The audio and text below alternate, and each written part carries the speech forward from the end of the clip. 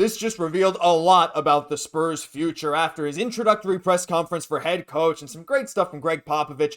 There's some intricate details about Mitch Johnson's hiring that reveal a lot about the Spurs' plans not only for this offseason and their roster construction, but how Mitch Johnson will tackle this team for the long-term future. We have to dive into all of that, plus some quotes from Mitch Johnson himself about what him and Brian Wright's plans are, and of course, we got to talk a little bit about our man, Coach Pop. We got a lot of great stuff coming up in this episode of Spurs Digest, but a quick reminder to hit that free subscribe button down below, guys. We're here every single day with your Spurs content all off season long. We're pushing for 7,500. We're getting there day by day, and we really appreciate all your support. Brian, let's just start. I mean, there's no other place to start than Coach Pop. Look, we're not going to talk too much about this as much as we want to. You know, we know what happened. We saw it. Sucks to see Coach Pop like this, but Brian, he's still got a sense of humor. El Jefe is here to stay. From now on, I think that's going to be what I refer to him as. And I mean, I don't know. I just thought it was so amazing to see Manu and Tim Duncan, like the old guard, still there with Pop. To see DJ there in the background as well, a good friend of Mitch Johnson, RC, everyone showing up for Pop. The support was amazing, and honestly, I might have shed a tear or two watching this. This was unbelievable. And Josh, honestly, I mean, no joke, man. I definitely got choked up watching this. And I mean, it's just a testament to the man that Gregg Popovich is, right? These people don't come back. These people don't show up. These people don't stay close to the building if Gregg Popovich isn't the man that he is. He's not just an amazing, excellent basketball mind. He's an amazing, excellent person. Anytime I got to work with Popovich, anytime I got to speak with Popovich, it was always a positive interaction. You know, some people would think he wasn't a huge fan of the media, but he would actually spend a lot of time joking with us off of camera, having a great time. And like, to me, it was so great to be able to see Gregg Popovich be able to stand there, be able to speak well, be able to tell jokes and be funny. You know, of course, it wasn't what we're used to seeing from Pop. Because of course it was a stroke. But however, I mean, we've seen people have strokes look way worse to not be able to speak, not be able to walk on their own. And it was such an honor, such a blessing to be able to sit and watch Popovich be able to go out like that on his own and be able to pass the torch the way I know he wanted to, and be able to end with a joke on the end. It was awesome, man. I'm getting choked up just talking about it right now because, again, Gregg Popovich is just such an amazing person and was always so kind to me and has helped me in my career. So shout out to Gregg Popovich, El Jefe, man. I can't wait to see him in this new president role. And honestly, I'm excited to see Mitch Johnson as the new head coach, man. I've been a big Mitch guy since way before this season. I remember when he got his very first start as the head coach, where he got to be a head coach for the very, very first time. I was in the building for that.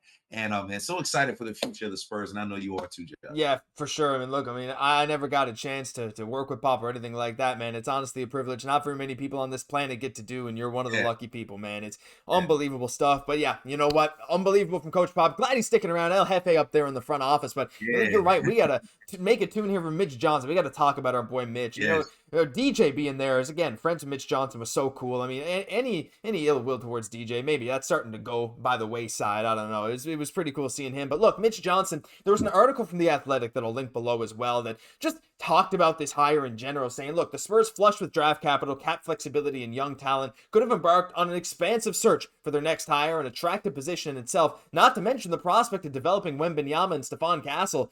But Brian, they went with Mitch Johnson. He said, look, the thing I'll be focused on the most this offseason will be this current group of guys, current players on our roster. Get them as much better as you can in the time allowed. And then Brian Wright, and the group will do due diligence they do, and we'll partner and discuss things to be aligned as we always are. Brian, what are your thoughts now on Mitch Johnson? Again, like Kelly says in this Athletic article, it's like, yeah, we could have gone for anyone. There's Mike Malone's on the table, Mike Budenholzer, meh. There's Taylor Jenkins, but going with this guy, this institution, we're going to get into some exact things that I think is going to really benefit the Spurs long term about Mitch Johnson in a second. But, you know, without making this too much of a reaction to Mitch Johnson, did your perception, like, change at all or even get better? I know you were a big fan anyway, but after this press conference, honestly, for anyone that had some doubts, I think a lot of them were kind of put by the wayside. We really liked what he said and how he said it. And Josh, like you said, for anybody that has doubts, who are you to question the mind of Gregg Popovich? You don't think the basketball mind of Gregg Popovich knows what he's doing, knows who his predecessor should be? You think Gregg Popovich took this lightly? Mitch Johnson has been in-house for a long time, and he knows exactly the type of basketball Gregg Popovich wants to coach, and he is going to be an extension of that. Not only an extension of that, but he is going to be somebody that is able to relate to the players. He is a younger guy. He is a new, fresh face, but also a familiar face. And to me, that is huge, especially when you have a young team. He knows the system. He knows Gregg Popovich and the way he would coach up and down, and they have an amazing working relationship. So again, if you're going to doubt this hire, you're going to doubt this pick, you are doubting Gregg Popovich, the best basketball mind to ever coach in the NBA. So I don't know why you would do that. I'm excited, man. I was so pumped, man, seeing Gregg Popovich just have his back and salute him there because, sometimes you see when coaches leave and, you see that hire that seems like, you know what I'm saying? It's that rebound hire where this person's just going to be there for a year or two when things suck until we get the real person we want. But that wasn't the vibe here. The vibe was Mitch Johnson is going to take us to that next step, going to bring us back into the playoffs. That was the energy. And I'm just so excited to see what he's able to do with a full offseason under his belt, having the team and knowing that he's that head coach. I think the guys are going to relate to him very, very well. I think they're going to respond to this news very, very well. And I know guys are in San Antonio ready to get to work because Mitch Johnson inspires that. Yep, and that's one of the big things too, man. Inspiring your players and wanting to run through a wall for your coach and your teammates is something that not a lot of teams are even able to do, but it's been something that's been part of this Spurs family for so many years through Coach Popovich. Wanted to play for him, do your best for him, and anyone that didn't really want to do that, well, they were shown the door, and it's what led to this team being so consistent for so long. And look, Mitch wanting to focus again most on the players. He's a pretty good player, coach, with some decent X and O's, and even if he's struggling with the X and O's, we got some pretty great people in the front office. Just saying, if they need to give him some pointers, just like that certain guy did for Ime Udoka just recently. So there's a lot of great stuff with Mitch Johnson. And I love that he also says, look, Brian, they're going to do the due diligence they do, indicating that, look, there might be some pretty big moves coming, whether through the draft or through whatever coming up right now. But Brian,